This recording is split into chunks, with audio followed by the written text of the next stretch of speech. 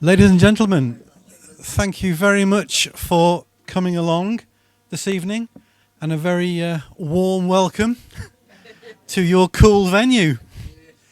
This evening will take two parts. The first part is the AGM, which is the legal part, and then afterwards we'll invite any questions to the board of directors about anything you like, and hopefully we'll be able to answer those.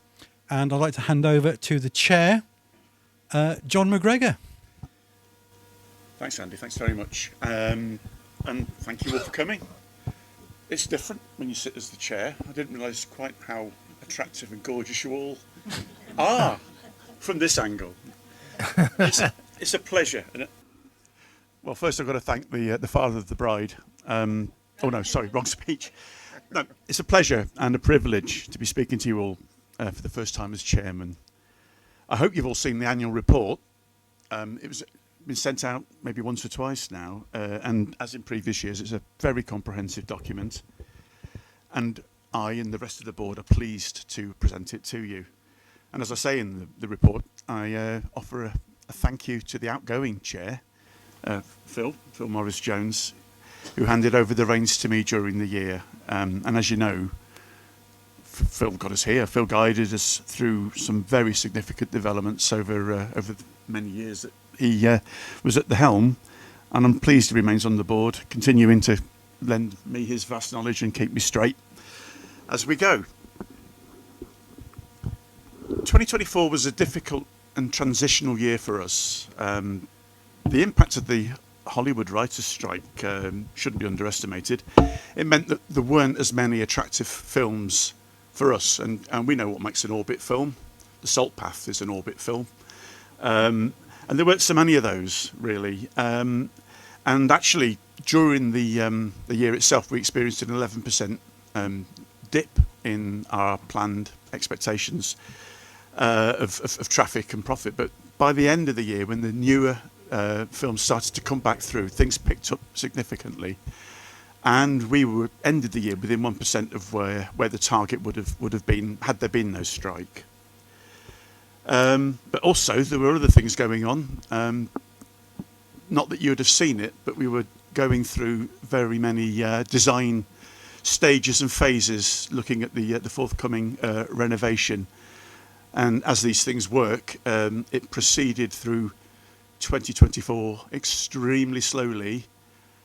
And then as we turned the year, things started to move extremely quickly.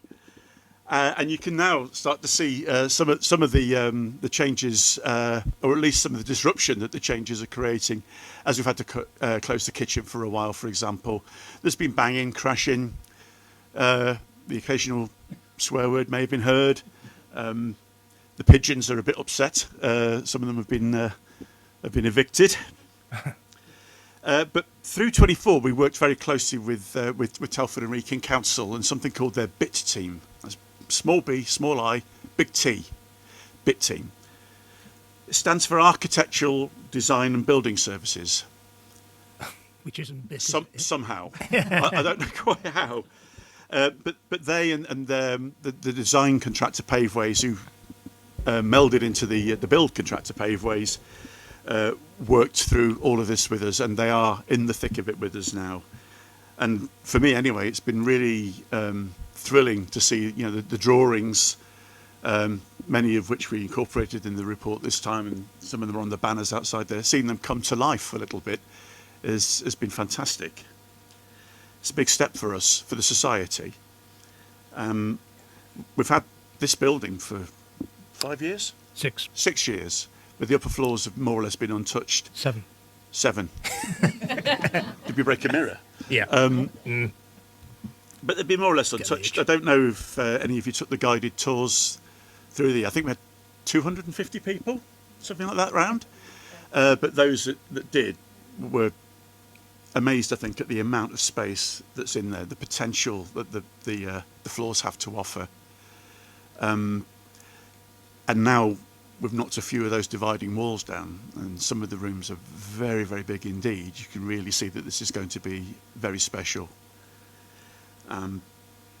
Yeah, I mean, not only the dividing walls, Damien, I think some of the ceiling's gone as well, hasn't it? And Some of the roof as well. some of the roof, the back wall. Yeah. But we're in the thick of it, and I think come the turn of the year, hopefully it'll be warmer because all the walls will be replaced, and we'll be getting there ready to open in the spring. And then we'll have the whole building. The potential will start to get realised for performance, dance, music, comedy, for exercise classes. But I'm looking at you for that, Phil. Study groups, all manner of meetings, socialising, life events, weddings. I could break out my other speech. Yeah. Wakes, maybe. Not so good. I'm not looking at you now, Phil. Celebrations of all sorts. It'll be a fantastic asset for Wellington, right in the heart of Wellington. And that's all down to this society and the vision of the people, in the room that have made this come to life. It'll be an amazing community space. And it's exciting to do that, but some of that exciting is, I think, the wrong kind of exciting. It's a bit challenging. We've had to navigate a minefield of grant applications and conservation applications, the likes of which were something of a surprise to me, and I thought I knew about renovating buildings, funding requests, and then further requests for further funding, and all that while keeping the lights on and the business going and the cash flowing. And I'm confident, actually, that we're now in a position to handle all of that.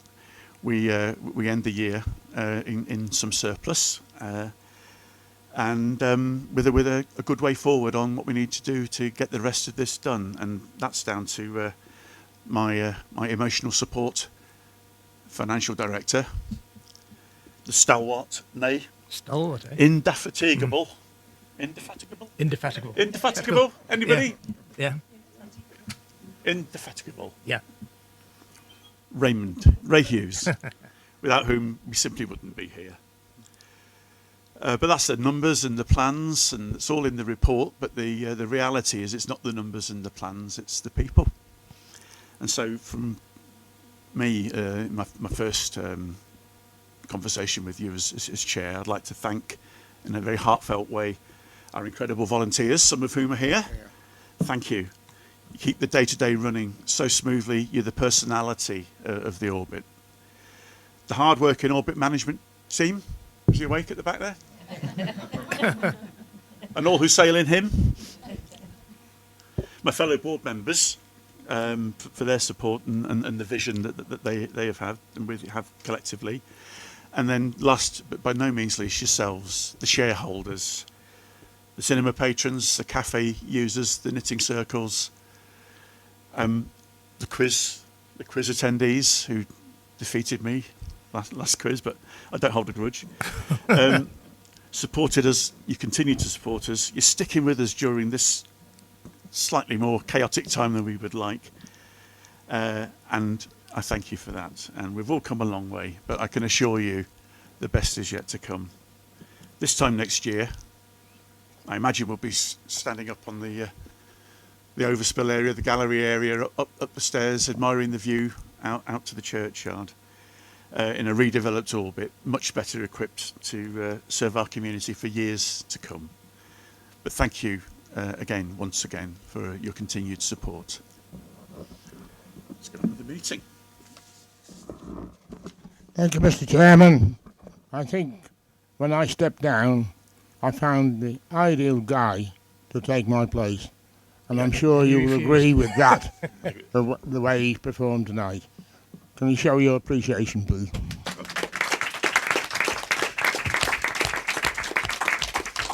Thank you. So, it's time for the register. Taking of attendees. I think that Pam has been... Yeah, just that. Yeah. There you are, dealing with that. Yeah. Have we any apologies? No apologies. Okay, then cast your mind back just a short year ago. You'll remember the minutes from last year, won't you all? Are we proposing those as a true record of of the session? Yeah. We are. Have I a seconder? I can't Oh, you can't see it. Liam. Thank you, Liam. I have a seconder and a proposer. And the next item is any matters arising from those minutes. It's a bit where I swallow hard in case somebody says, well, actually, John, yeah. But luckily Phil's here and he was chairing. There doesn't seem to be any of those, so I'm going to move to the adoption of the accounts. Ray, is there anything you'd like to say in support of the accounts? Yeah, I think, are the slides up yet or not? Yeah.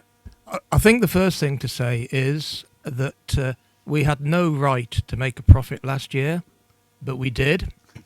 And that was down to support through donations, and that will continue and will continue more this year as well. So we're reaching the position where during our period of transition, we are performing quite well. And that was notwithstanding the Hollywood writers' strike and the effect on the film attendances. The accounts go into quite a lot of detail about things, but what I would like to highlight is certain trends. And I think they're next, are they, Liam? Yes. Yeah. The first one is the cinema footfall. And as you'll see, we opened in 2019. And the one thing we didn't plan for was a worldwide pandemic. And that affected us through 2020 and 2021 and affected the cinema industry as a whole.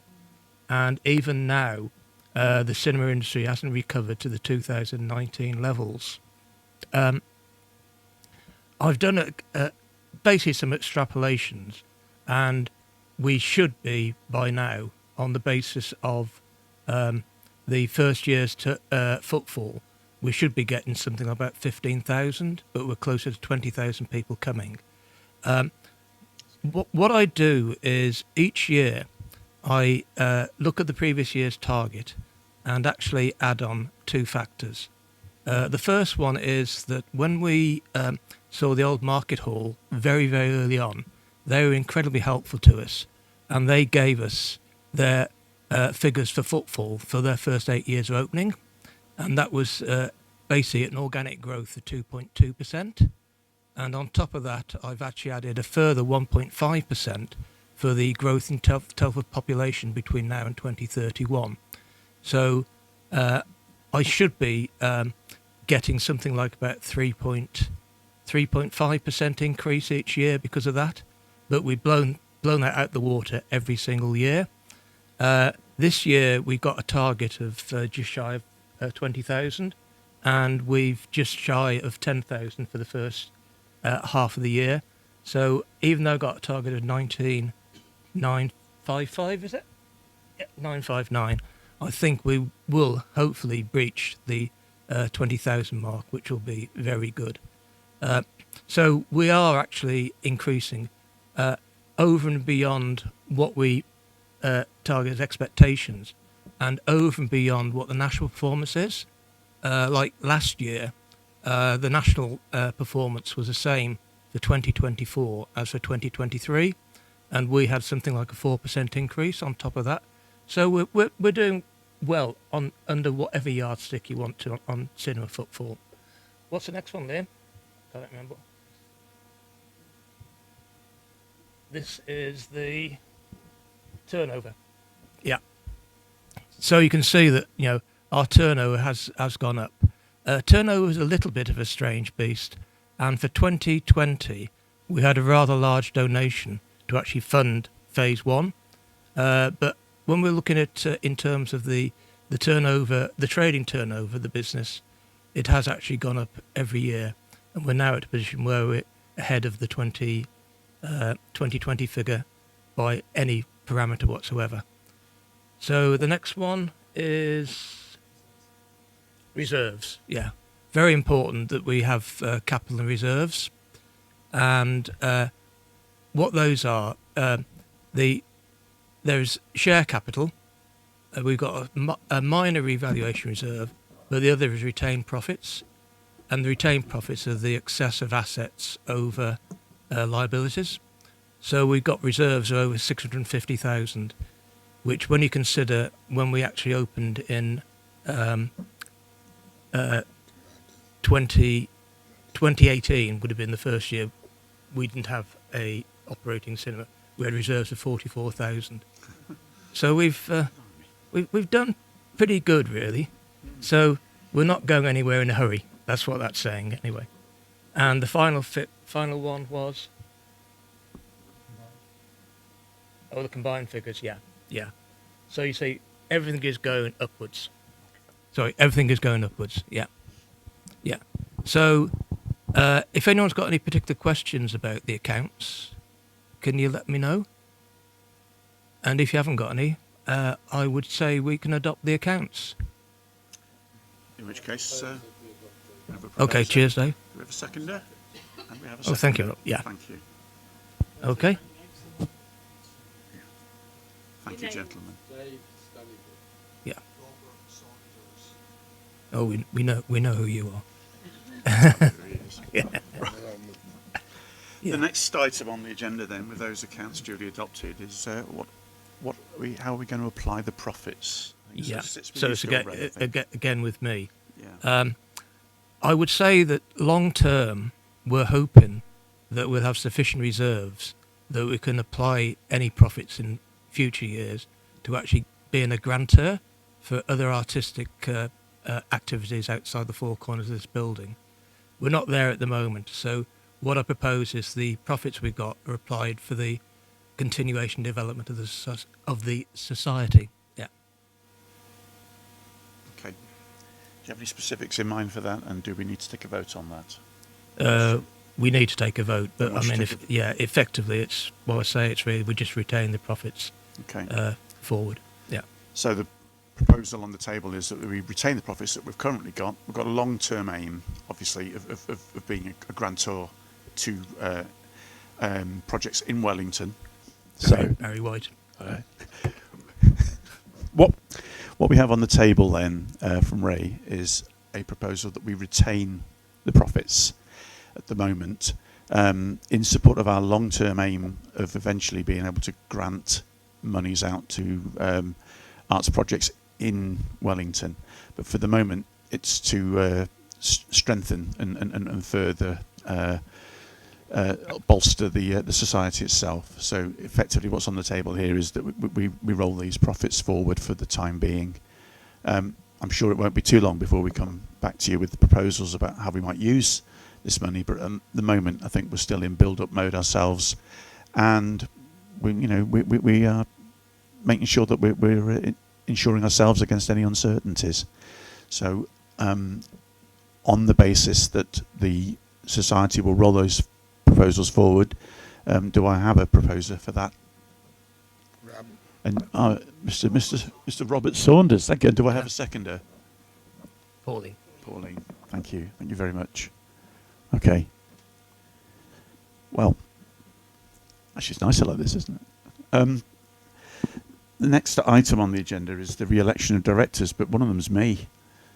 So I think I probably need to hand over to the vice chair to actually conduct this element of the agenda. This is Phil, everybody. I'm training him up. Go easy on him. Right, ladies and gentlemen, I'll do it all in one. The directors to be returned, if you say so. John McGregor, Chairman. Nick Brooke. Heather Reid. And Jackie Lewis. I will propose from the chair that those are returned as directors. Can I have a seconder, please? I'll take the gentleman there. It's David. David again. Dave said it. Okay, David, thank you for seconding. Everybody in favour of that? Please show. That's right. Okay. Many thanks. Back to John. Excellent, Phil. Really good. Very good. Thank you. Yeah. We are fast approaching the final formal part of the meeting, which is to ask if there is any other business. And I will throw that open to the floor. Let's introduce Jackie. She's a new appointment to the board. You just voted her in. And Jackie was co-opted during the year and is taking a particular interest in safeguarding. Would you like to say a few words about yourself, Jackie?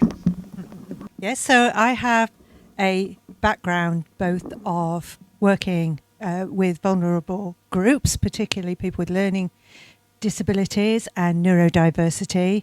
I also have a background as a counsellor working particularly with trauma and with safeguarding within the Church of England, particularly those who are victims of abuse, and going through the safeguarding procedure.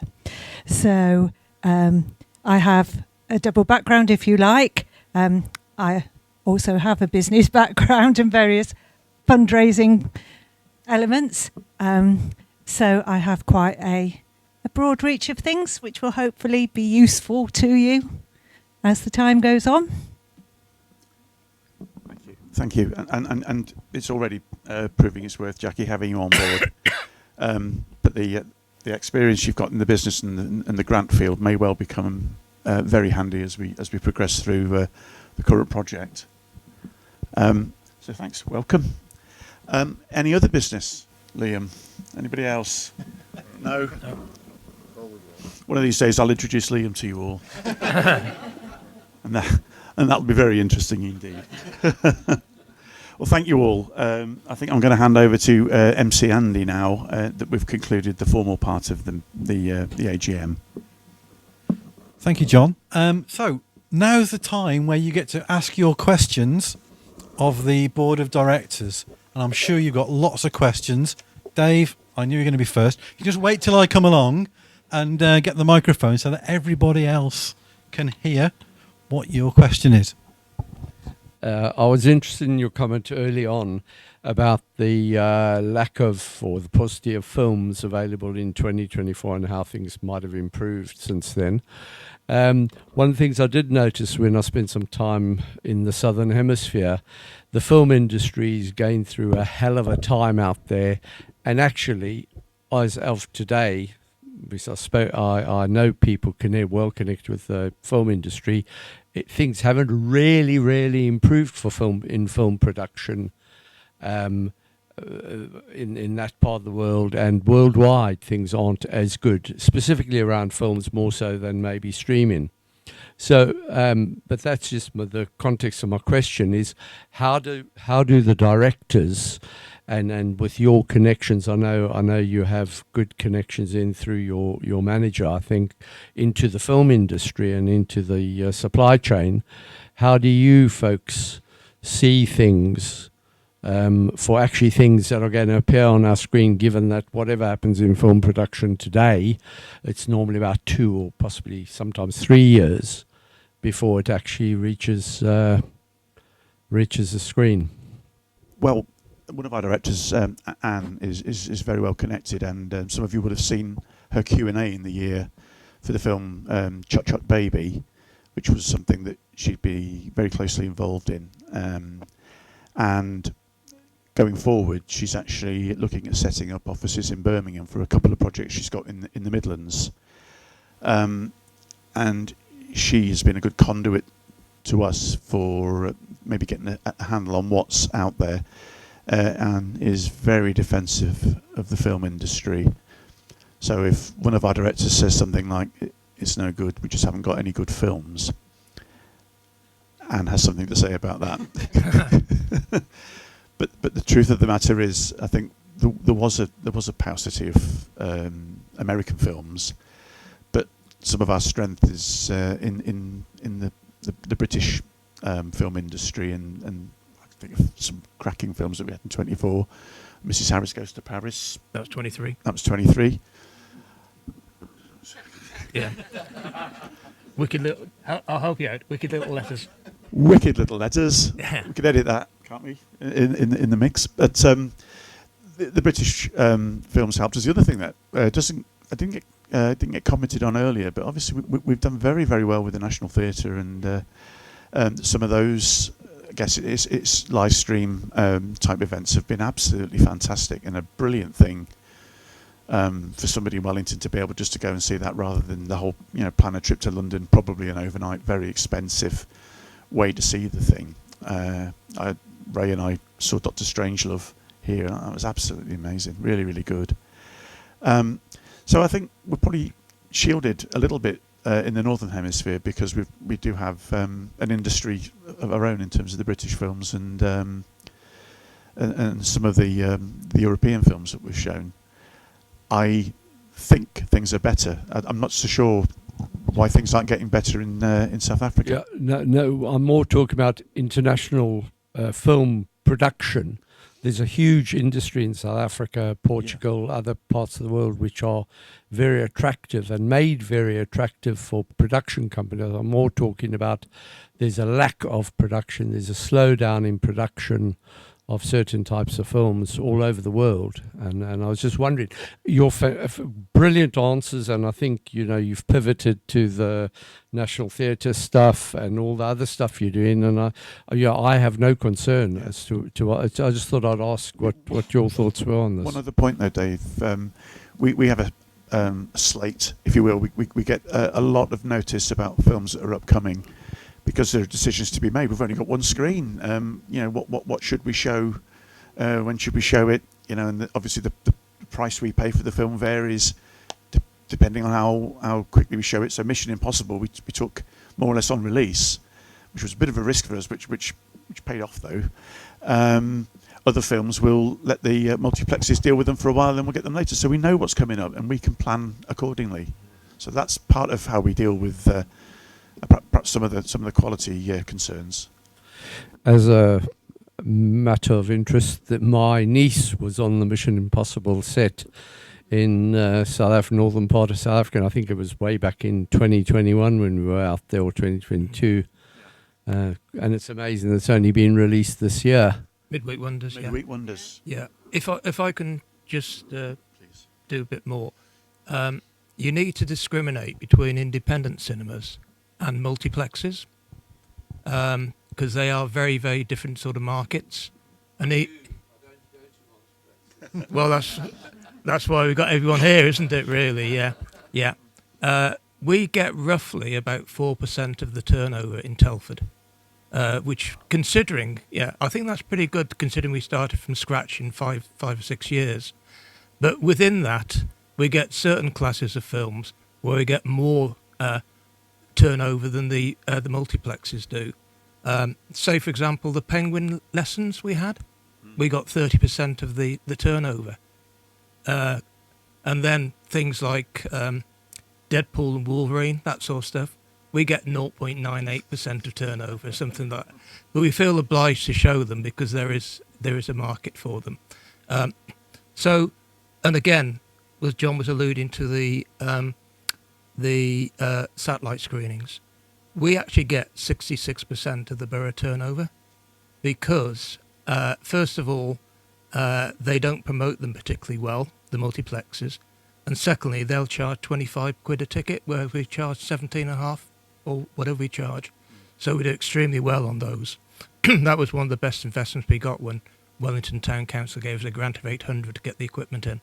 So that's really good. I mean, looking forward, if you don't know, Downton Abbey is going to come out. Yeah, Downton Abbey, the final cut. So that'll be a very good one for us.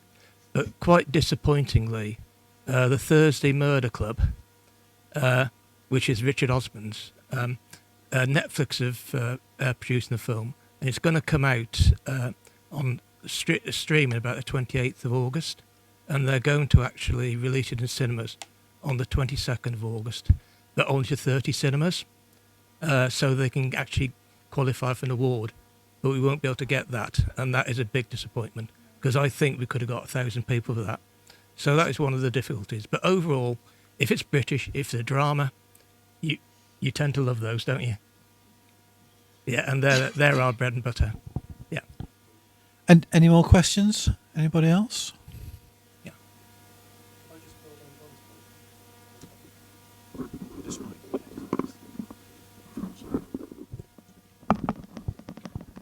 think one thing to add is, as a single screen, as we said, we are limited at the end of the day of how far we can go, but we are frequently experimenting with content.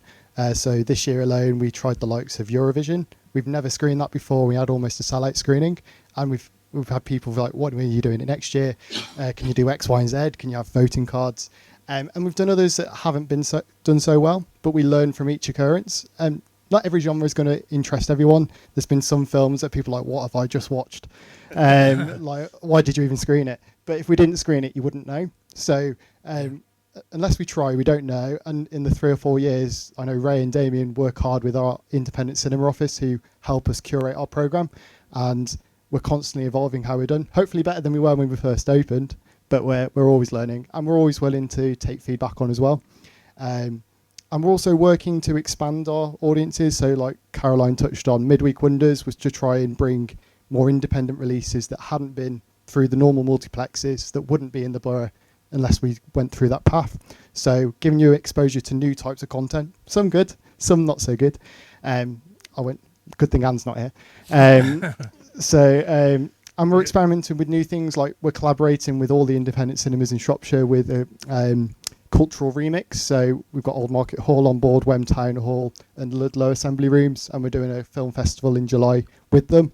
So it's about bringing young curators on board. So there's a red carpet screening at Old Market Hall. We're doing more of a Pride and Prejudice massive event over the weekend of, I think it's the 11th to the 13th of July, Damien? Yep.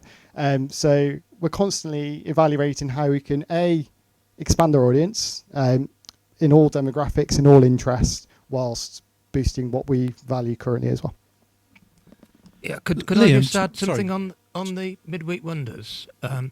Last year we showed them, and we got a grant from the BFI Film Audience Network to pay for it, so we could show them at £5. This year, Wellington Town Council have stepped into the breach, and they have actually funded it for this year. And I think with the mayor being here, we need to say, well, we're enormously grateful for that. And you would have seen that Slade in Flame was an absolute sellout. And if we hadn't shown that, it would have been shown in the borough at all. Which goes on to, we have a far more community aspect than the multiplexes do. And I also need to actually pay tribute for an anonymous benefactor who's given us a sum of money for the last 2 years to show films to disadvantaged children through the schools.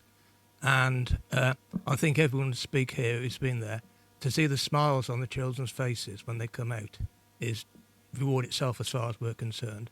And it's a tremendous thing that we do that. And we do 10 screenings a year, which is sold out. And we're starting next... we're starting on Friday. That's right, isn't it, Damien? Yeah. And that, again, has ramped up our footfall, but it is also part of our ethos of actually serving the community. Yeah. So has anybody got any questions about the changes that are happening, the new redevelopment of the upper floors? I'll take a different question. Just say your name. Just when you... Hi, so I'm Wendy Hollands. I'm new to AGM, so thank you for the welcome.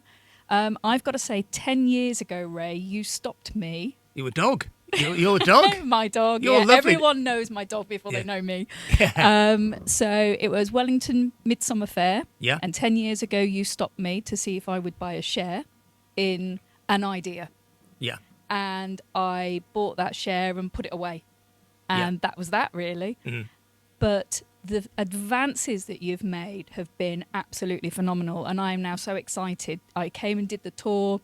I bring my friends who don't live in Wellington. We come to the cinema at least once a month, sometimes twice a month. But my question is there a possibility of reopening the shares again to try and encourage more people to get involved with the next set of phases, I suppose? Me? Yeah. Wendy, thank you. Yes, the shares are always open, to be honest about it. When we launched a share offer, which I think closed in November 2023, it was part part of a plan to get support from Power to Change, if you know Power to Change, that they would actually equal our share contribution, and we raised about 80,000 from them, and they were going to match it up to, I don't know, 25,000 or whatever, and they reneged on that, unfortunately, which was really, really disappointing, because I spent a heck of a lot of time actually doing to comply with what's called their standard mark and that sort of stuff.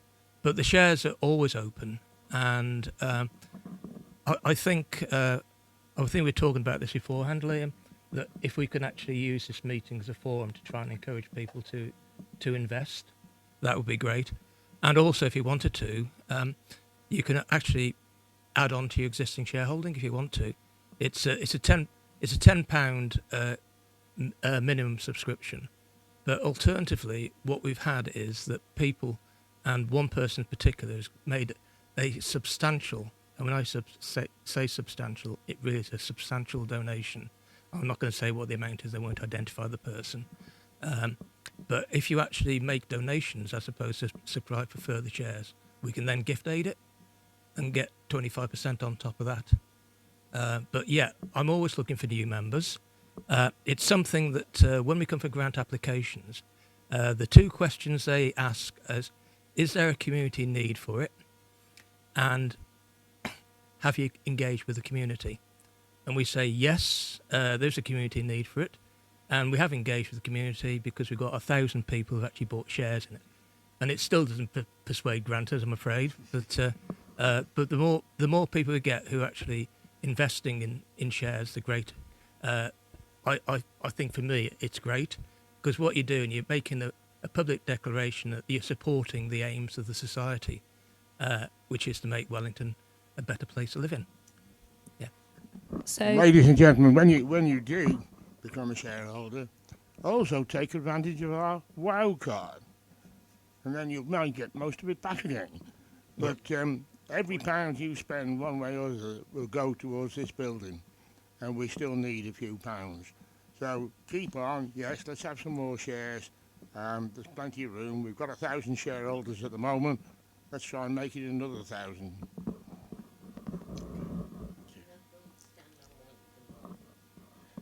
That's gone, isn't it? No.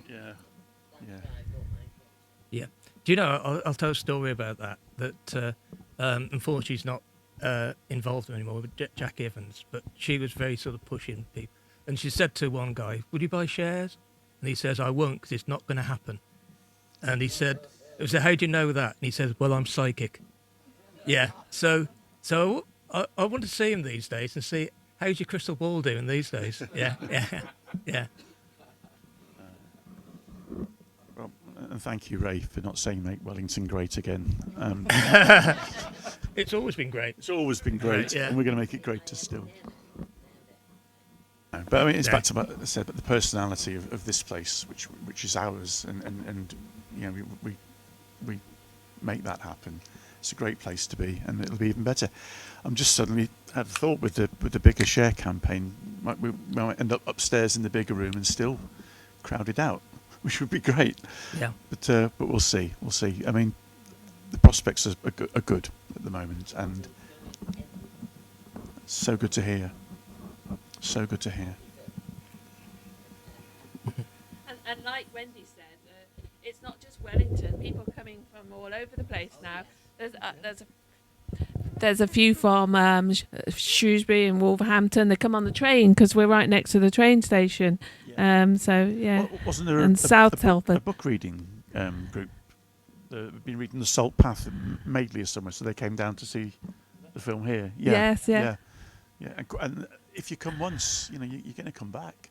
And hopefully we can have a few more once the phase 2's finished. We can have a few more of these sort of events. Yeah. Absolutely. Exciting events. Yeah.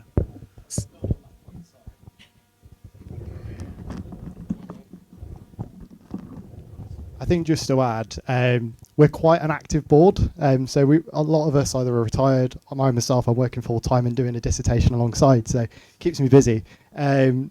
but we're quite actively looking at how we can evolve. Like Nick and Andy are working more in the safeguarding and HR space. Myself, Andy, and the rest of the team are heavily involved in the marketing aspects.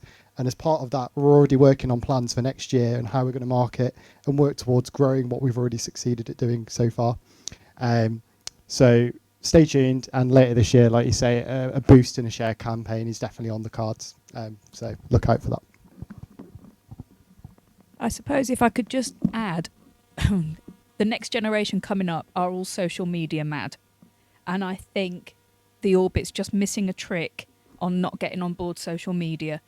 And I think if we can tap in to those that are now coming through, maybe that were here as children when we first opened up, they're now earning, but don't know about the share offer, don't understand about coming just once a year to this kind of meeting, having their say. I think if we tap into them, we're onto a winner as well. Okay. I mean, you don't follow Ray's TikToks. Yeah, You're so absolutely right. yeah, so we are definitely expanding. Like within the last year, we've opened an Orbit TikTok account, albeit not posted as much as we wanted, as well as Threads, and we're constantly analysing which platforms should we dedicate our time to. As we're quite restricted with times, back when we first opened in 2019, we had like volunteer groups. So we had a film group, we had marketing group. We are looking at whether it would be beneficial reopening them, and we can connect with a new set of volunteers that want to develop skills in marketing, social media, whilst also contributing into their community ethos as well. So bear with us, it's definitely coming. One of the things that has, that I'm sure most of you will get every week, is the weekly mail out with all the films that are coming up by email. We've now got over 6,000 people that receive that every Thursday morning. And Ray, you know, when that hits the inboxes, we see a spike in ticket sales. Yeah. So yeah. thanks everybody if you're receiving that. And if you are, if you can forward it on to other people to get them to subscribe as well, it's a great way of getting new people along to the cinema. Yeah, Thursday is our biggest day for takings, and that's because of that, you know. Yeah. Okay, any more questions? Yes. Speaking about, my name's Gillian Burgess. Talking like Caroline said about people coming in. I've got a friend who lives at Bass Church, and she said, "Oh, are they doing the salt bath?" That was the latest. And I said, "Yeah, of course, we couldn't get in the second time." She goes, "Well, I'm not going anywhere else to see it." And she's like that. She doesn't like the big screens at Shrewsbury at all. She goes, "I love coming to the..." And she said it last week when she came. She says, "I love coming to the Orbit." So that's awesome. really nice. So I've got other friends, but they are more local. Got to ask a question about the development upstairs. That's what you want me to do, is it?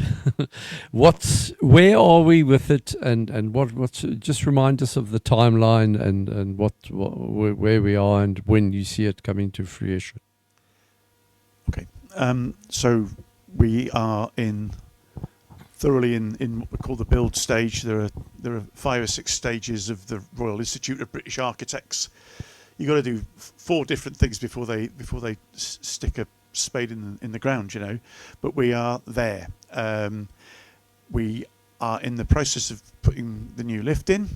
We have made a few interesting discoveries downstairs, including a cellar that we didn't know about. We're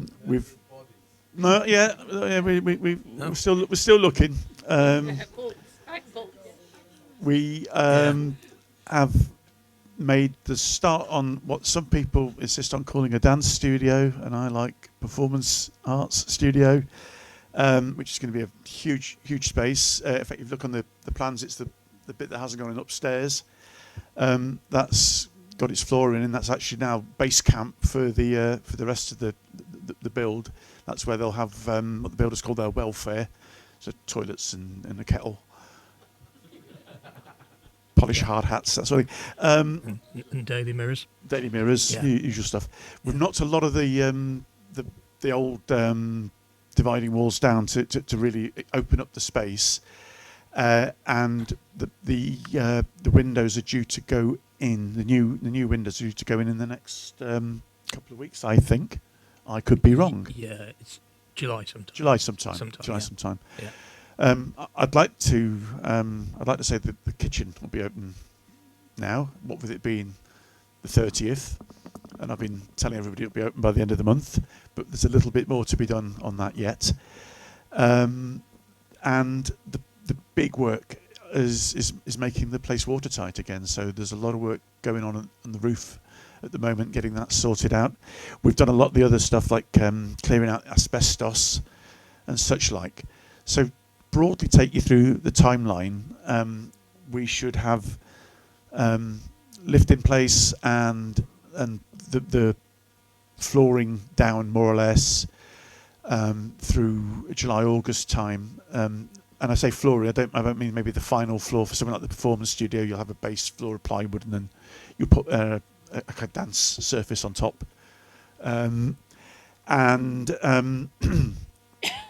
We have committed to being ready springtime, but I think the current programme will take us through more or less to the end of this year. So we've left a little bit of, you understand this, Dave, a little bit of slip there to allow for things to happen. We're going into the holiday period, for example. We may have some supply chain issues, you don't know yet. So broadly speaking, we are perhaps a week behind where we'd like to be, but where we'd like to be finishes a lot sooner than where we've committed. So I'm comfortable with where we're at. I imagine we might be able to do a hard hat tour for those who are interested towards Christmas time. But the formal opening will probably be April, May of next year. The plans are very well advanced for the first floor. For the second floor, we've got some work to do. But first things first, there is get the roof in, get the windows in, get the place watertight, and then build back from there. Any more? What's up there? I hear you say. So that's about the building work. Yeah. In terms of the plans for there's a successful use of the cinema and the front of house. It works like clockwork here. In terms of developing that offering, whatever it is, what work has been done towards working with other people? I'm assuming there'll be other people involved. Absolutely. There's a video in production actually that should be out soon, around about the time of the Flat Pack Festival that Liam mentioned, and that'll give you some sense of the likely users of the new space. We're looking at changes we'd have to make to the software to allow for room bookings, because some of these rooms would be very bookable. We're talking to various groups around whether or not they'd like to move their classes here. What we can't do at the moment, and this is caution from Ray, for example, is we can't commit anybody to anything. So one of the other reasons for formally opening next financial year, April onwards, is by that point we'll be able to say, yes, you can have that room and you can book it. We really want to make sure that everything's up, running and ready to go before. We don't want to let anybody down at the end of the day, Dave. So that's the way we're going. Yeah, because you won't get a second chance. So if all goes well, the structure, the fabric of the building will be ready and bookable before we've made commitments, which is why I think around about Christmas time it'll be there, but maybe only in use for society stuff, informal stuff, not in anger by dance classes or anything like that. Just to add to that as well, you may remember back in 2022 we commissioned a research report via Mark Petty that went out into the community, and correct me if I'm wrong, Ray, was it about 300 to 400 different organisations and individuals that are interested in? It's a lot. Because Mark's actually split the report into various sort of categories, like supporting young people, well-being, arts and all that sort of stuff. And Mark's report does indicate that we could fill this building about twice over. And I'm seeing Mark on Thursday because we want to re-engage him to actually convert these expressions into reality. Because obviously, if you're running a dance school, they want to actually have notice to quit and a seamless transition. So I'm looking for him to be more actively involved from, say, September on that. Sorry, Liam. Yeah, exactly. Yeah. And in addition to that, we formalised an operations subcommittee of the board to really drill down into the different areas that John mentioned, like software, operation, like opening times, you name it, Damien's thinking about it. So There's a lot of workings going on now that's talking about plans 12 months plus ahead.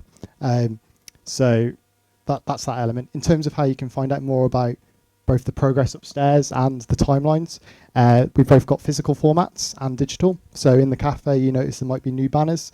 So that highlights the key timelines, what the purposes of the space we're aiming for, and sort of contact points on how you can learn more about the project. In addition to that, we have a web page dedicated to the latest information on where we are, what we're doing, and we're aiming to every 1 to 2 months doing an update with exclusive behind the scenes photos of how the rooms are changing. There's already one on there from May, and the dance studio looks completely different to it did last year in the building tours. So that's a great place to look at, and you can also register for project updates, and you'll get a bulletin to your email every month as well. We've got a couple of questions at the back here.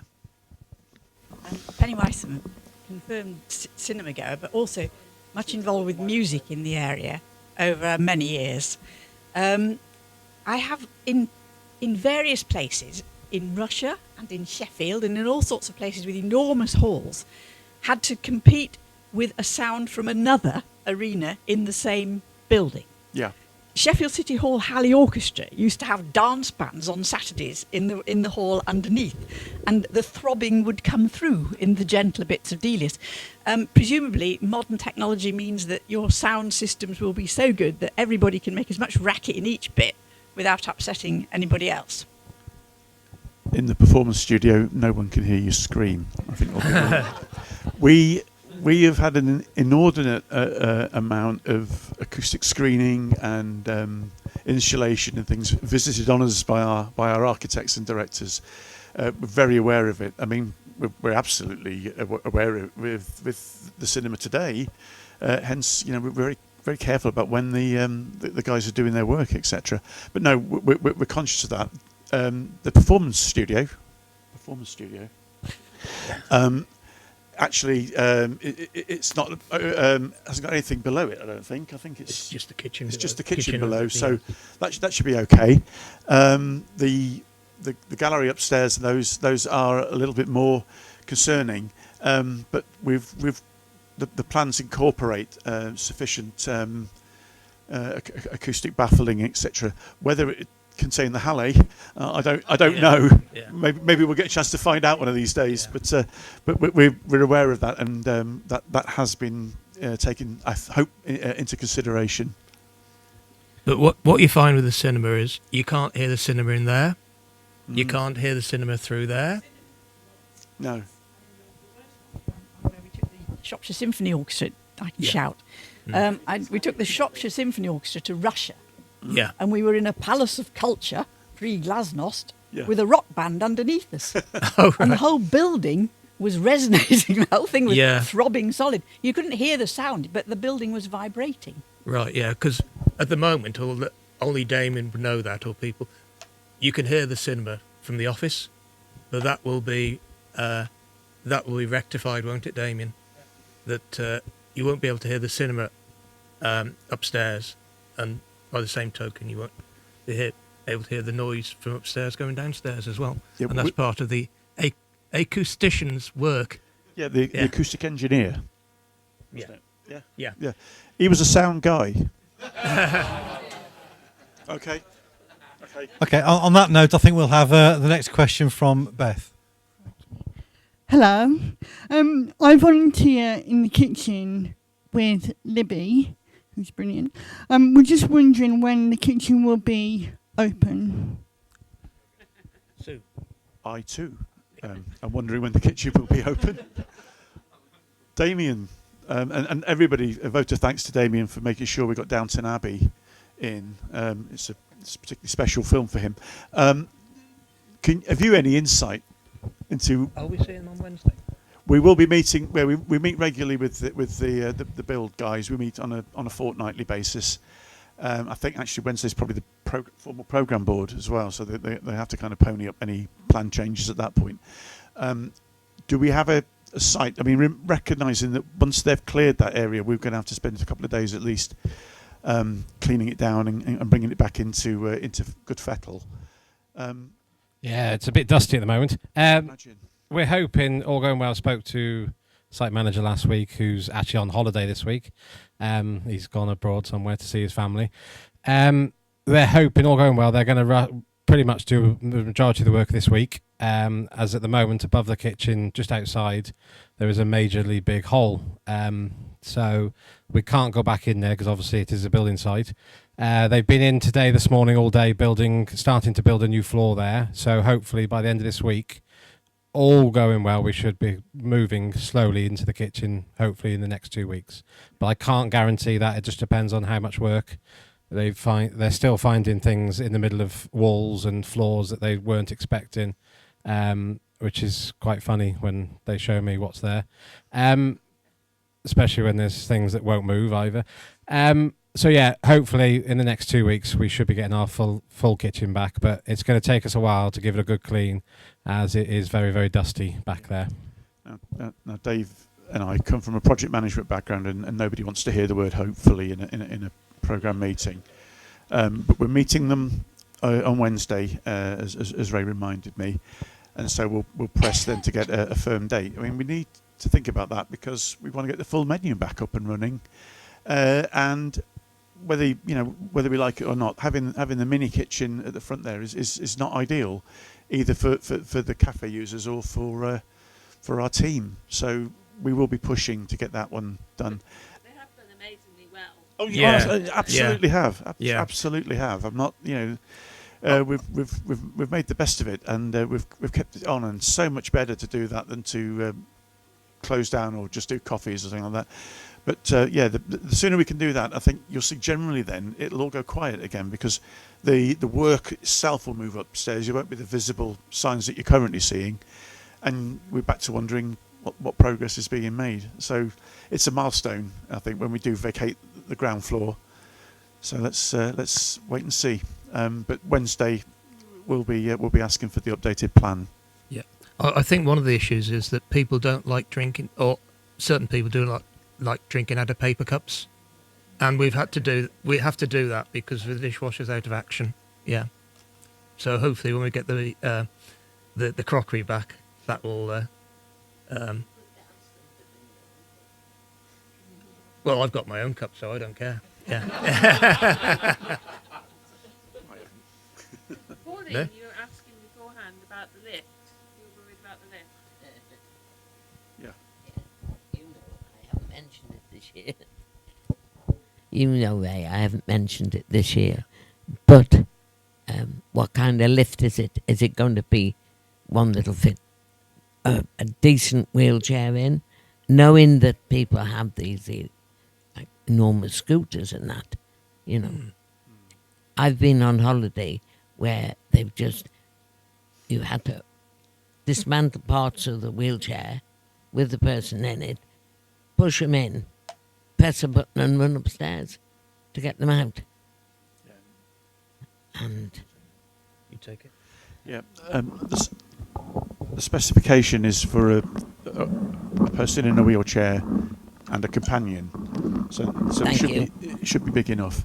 Thank you. I don't know if there's anything more to add there. It's the sort of lift where you have to hold the button in to get to the level you want. But I don't know. Yeah. Midway. Midway. Well, yeah. You don't go midway. But that aside, it'll be sufficiently sized. Thank you. So I think we're well aware of it, and I've certainly got a personal interest. Yes. As you can understand. Yes. So we're well aware that a lift is needed. Yeah. And what I will say to you, that every assistance will be given, you know, with the so many carers people that don't we've like got, the assistance. the volunteers we've got, we'll always try and make it as easy as we can for you. You'll be more than welcome, you and your wheelchair. Thank you very much. Yeah, could I also mention that the lift has been funded separately? We got a grant from the Veolia Environmental Trust for 69,000, and they're paying for the lift. So you will see a little plaque there thanking them for that as well. Yeah. So, do you have any final questions before we close up for the night? Yeah, let me just get this for the purpose of the recording. The sponsored seats. Are they all taken now? No, they're still. No, they're not. Oh, they're not. Still no. a few. Because Yeah. I did one for my late husband for 5 years, and then I renewed it. Yes. I thought, oh, Yeah. I'll do it Yeah. for another 5. So Yeah. yeah, so there are some. Yeah. I think we've got is it about 7, is it now? Oh. Yeah. Yeah. Oh, yeah. Oh right, that's not too bad. Yeah. Thank you. So if you know someone who wants to sponsor a seat, yeah, more than welcome. It's well, sorry, it's £180 for 5 years, 36 quid a year, less than £1 a week. Yeah. Yeah, and you can actually gift aid it as well. Yeah. 12p a film. 12p a film. Yeah. Okay, so thanks very much everybody for coming along this evening. I hope you've enjoyed the AGM, and we look forward to seeing you this time next year. Yeah. With a totally different place. Absolutely. Absolutely. Yeah. Thank you very much, everybody. Okay.